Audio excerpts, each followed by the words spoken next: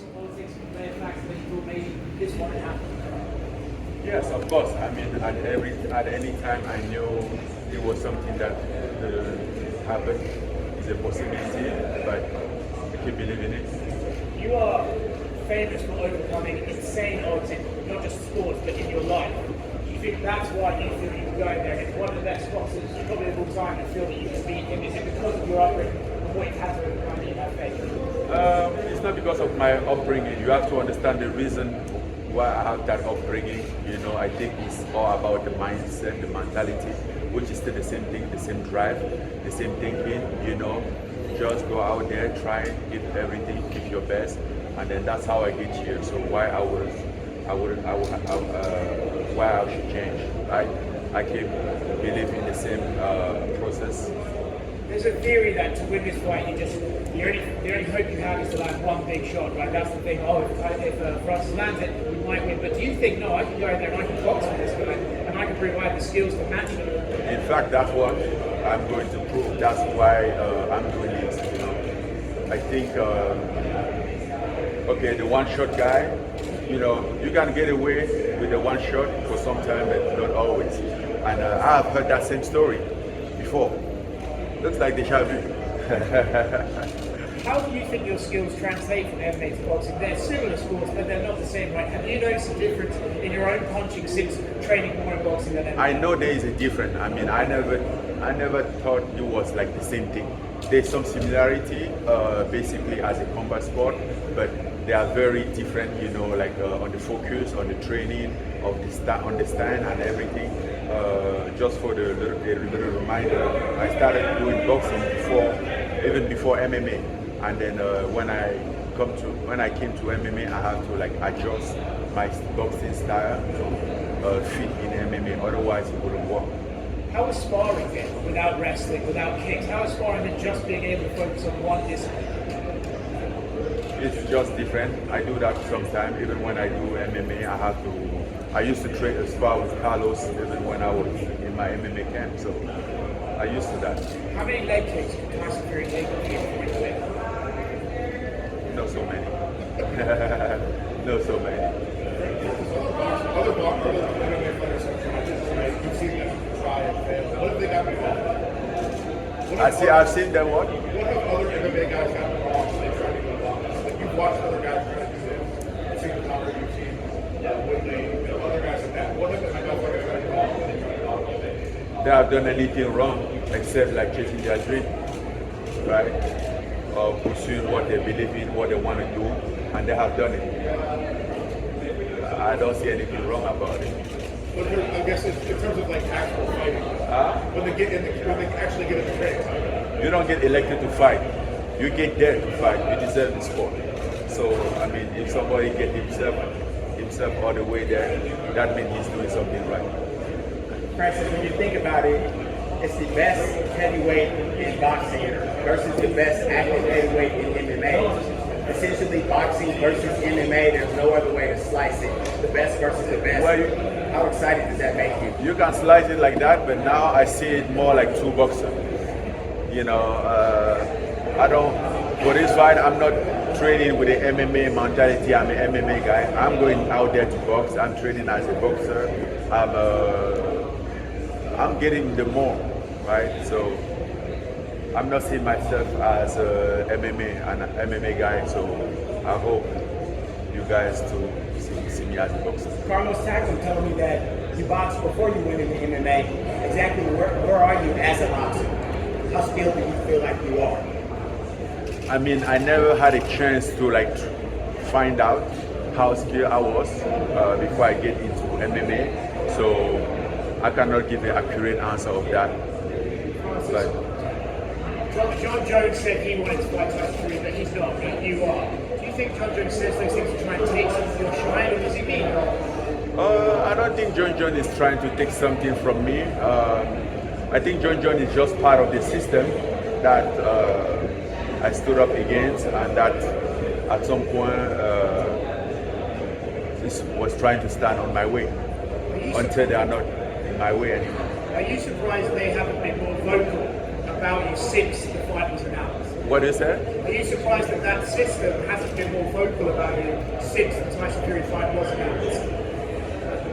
I don't know. I don't listen too much. I just focus on doing what I do. Everybody does what he does. I do what I do. Champ, in your eyes, what's wrong with the MMA system in your eyes, champ? What's wrong with the MMA system in your eyes? What's wrong with the MMA system? What's wrong with the UFC, the MMA system in your eyes, as far as monetarily, with this being the largest payday that you've ever received, but maybe not the biggest fight that you've ever been in? Oh, definitely. What are you talking about? Let's just say this is the beginning of my career. We can put it that way.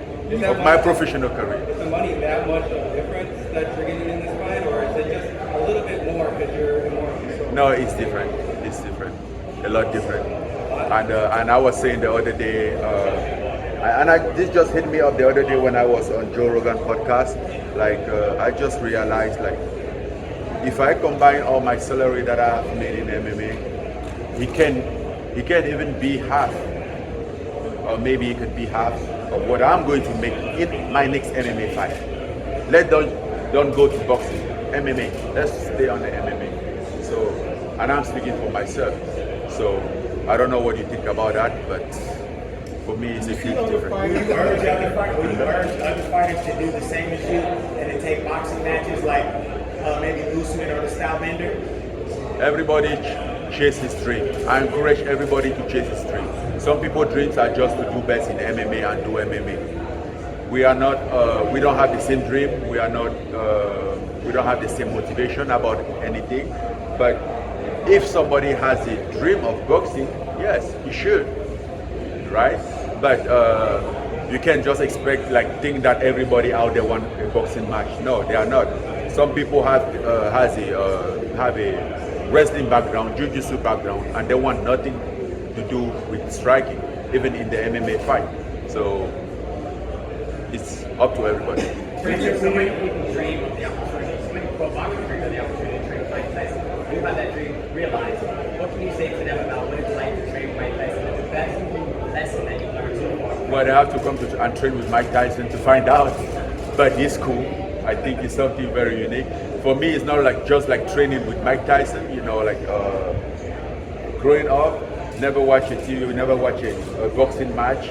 I know Mike Tyson by the name, basically from his famous fight against Holyfield, and he was always like my idol until I get the opportunity. So I didn't miss the opportunity to slide that in. Like whenever I fight Tyson Fury, you'll be in my corner. Francis, when you think of your life right now, when you think back to the... Let somebody ask the question. What's the biggest thing you've learned from Tyson, Mike Tyson training? I think it's also the,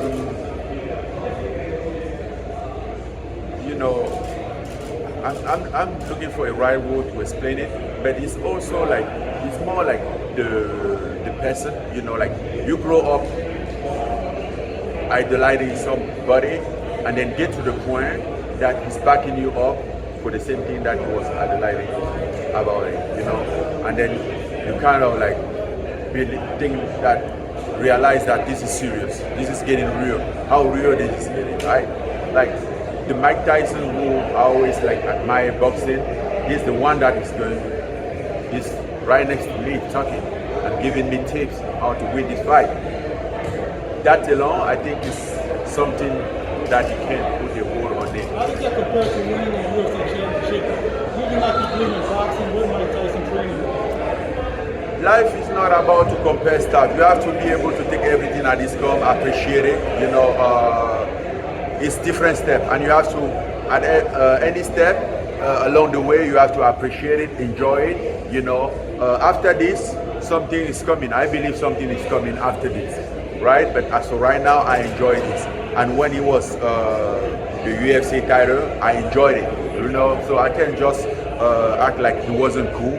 He was cool. This is cool right now. This is the best, and tomorrow, the best is coming.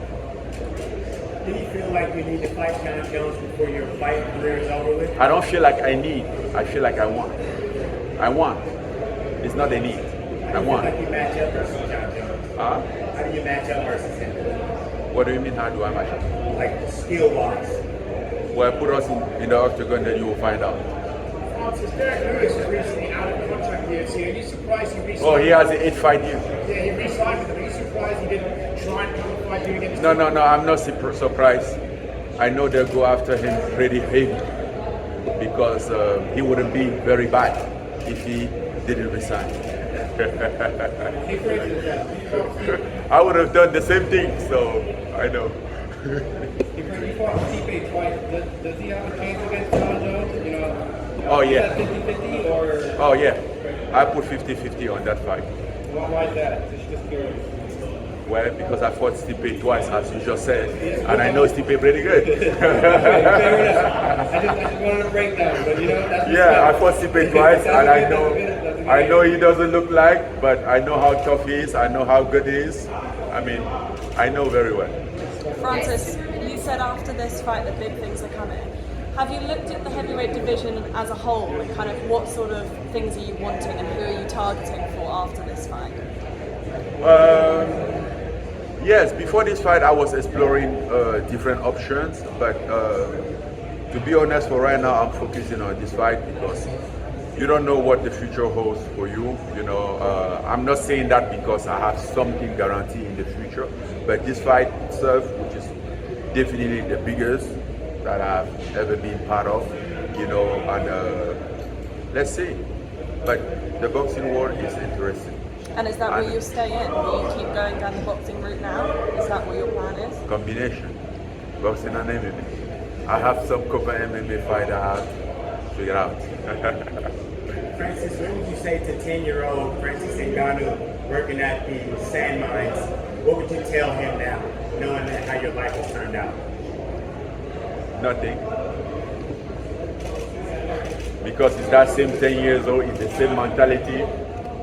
I mean, it's just that 10 years old guy. I mean, I'm definitely older than that time, but a little bigger, but still the same. Still think the same. I haven't lost that at all. How exciting is it for you that you're now not just a role model to African children, but also to other MMA fighters who realise they can push past the system, they can do what they want if they fight hard enough? Does it matter to you that you are a role model, not just to young children, but to everyone in this sport industry? I don't know if I'm a role model. I just focus on doing my stuff. And if along the way he inspires somebody, great. I will be glad about that. I can tell. Some people inspire me that I'm happy about it. You know, earlier we were talking about Mike Tyson. There was a lot of chance that we never met. You know, and if we have never met, he will never know, right? So he just focused on doing his thing, and he has the impact spread out. Okay, thank you, everyone. Thank you, Francis. Thank you.